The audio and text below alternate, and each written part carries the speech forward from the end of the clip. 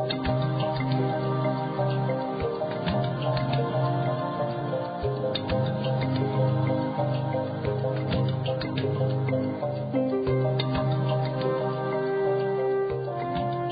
we're living in a time of economic crisis. We're living in a time when the economic system, the money system itself, the markets are unraveling. And this is a very frightening time for people.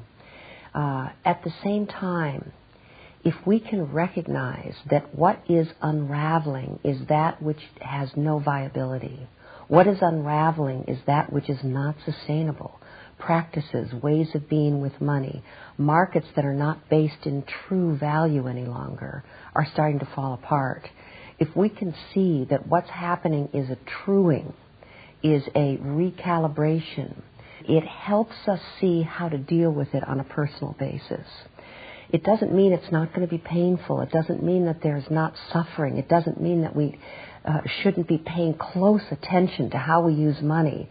But if we look on a larger scale, if we step back from the personal trauma, the fear that we're all caught in and that the media is caught in, and see that we're living at a time when we've been in a time of enormous excess that has created financial structures and systems that are inappropriate and completely unsustainable, and now they're falling apart.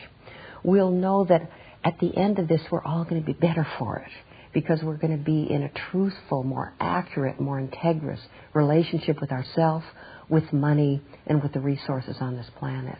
We can get through this. It's a difficult time, I don't deny that, but it can also be a beautiful time, because we can move towards thrift rather than accumulation. We can move towards appreciating what we love than being afraid of what we've lost.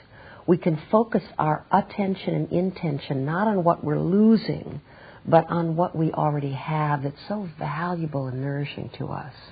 And we can stop clamoring for more of what we don't really need and take care of what we have. This is a time that I think history will look back on and say, these are the people, this is the generation of humankind that made the changes, that went through a transformation that made the future of life possible. These are the people who had the courage to make profound changes in the way they were thinking, as well as in the way that they were behaving, that gave the future to life itself. So I'm privileged to be living at this time.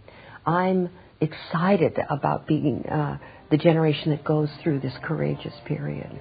It's a gift. It's a blessing. A tough one, but something that will create the profound transformational change that's absolutely necessary and required for us to have a future on this planet.